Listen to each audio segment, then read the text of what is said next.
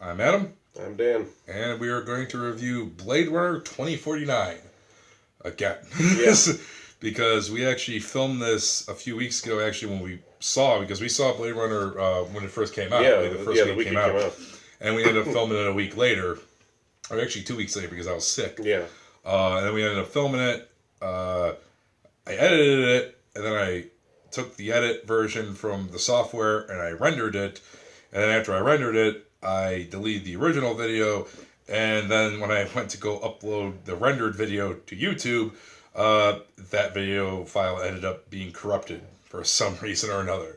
So unfortunately, we have to redo our Blade Runner review. But we're just going to make it quick. So all I'm going to say is just jump into your overall thoughts and your score. I mean, my overall thoughts are it was a gorgeous movie. Like, oh my god, a feast for the eyes.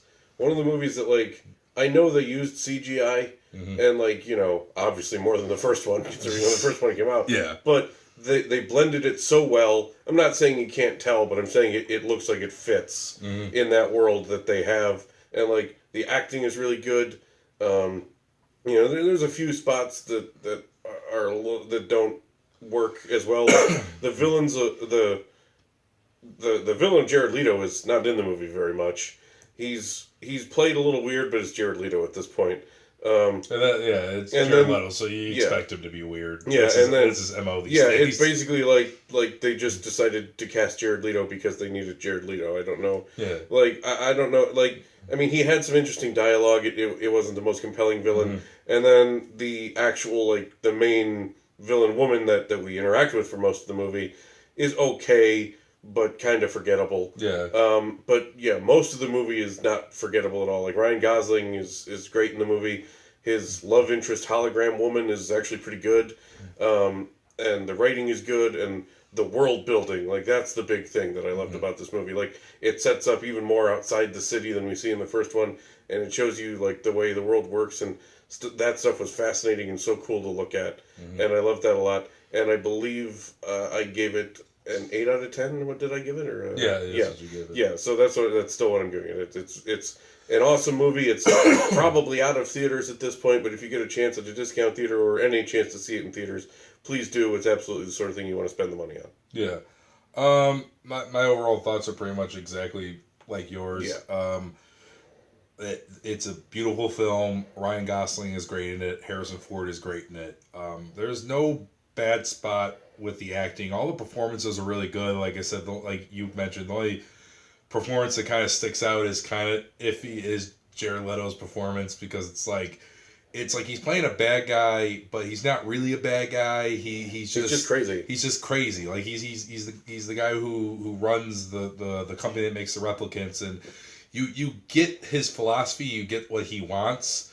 So it's like if you look at it from a point of view, you can see, like, no, he's got a point sort of thing, but at the same, but he's just clearly off his rocker. Yeah, he's clearly acting like a crazy person though. And unfortunately, he's not in it that much. And then, like, his henchwoman is in it a lot more than he is.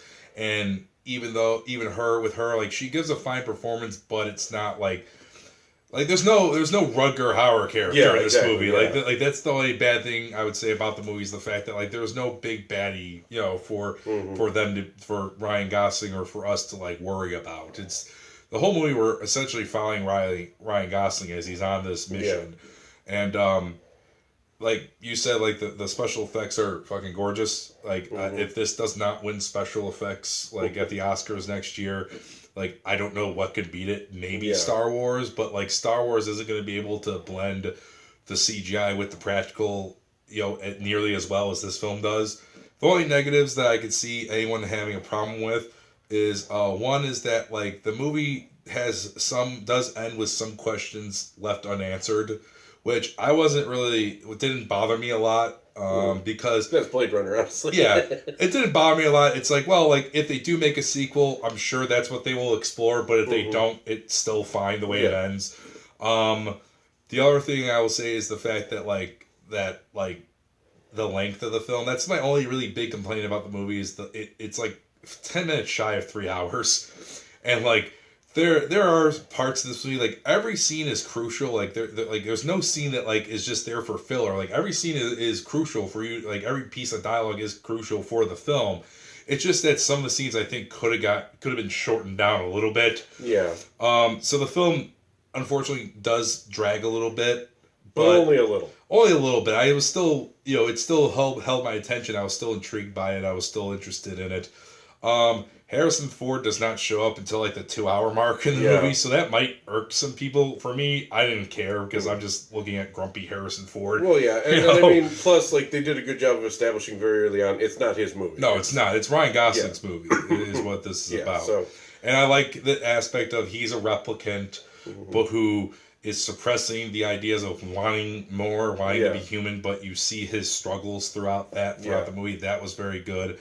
The only other thing I had a complaint about was that the climax of the film, I equated that, like if the, first film, the climax of the film was like the 12th round of a boxing match, and like the heavyweight fighters are just fucking slugging and swinging, trying to knock the other one out because it's such a close fight and it ends in a dramatic knockout, If that's the first movie, this one is a 12th round in a heavyweight fight where the two fighters are gassed and are just trying to get to the end of the round without hurting each other. Like, that's kind of what this feels like. It feels kind of really dragged out, and it's a dragged out climax that doesn't have really a satisfying payoff, really. It just kind of ends. But other than that, I love this film. I think it's one of the best films of the years, and it's one of the best films of the year, and I give it a 9 out of 10. I really enjoyed it. So that's our review of it, this quick version of it. Sorry that the last version got fucked up and we went into more specifics on what we liked, but I just wanted to get this out. The movie's been out, so I'm pretty sure many people have already formed their own opinions if they've seen it. If you haven't seen the film, it is still in theaters, in some theaters around here at least, where we live, it is still in some theaters. If it's in a theater near you and you still haven't seen it, please go check it out. Please go see it. Go see a matinee if you have to. Go to a cheaper theater if you got a cheap theater. It's well worth seeing on the big screen. So, and that is the way you should see this film. Unless you got a nice 80-inch fucking high definition TV, 4K TV at your house or something. Then then you can wait for video or Blu-ray. That's what I should say. So that's gonna be it. To recap, he gives it an 8. I give it a 9. Both get a seal of approval. Go watch it. It's fantastic. And I'm going to cut it here, and we are going to be back with Jigsaw.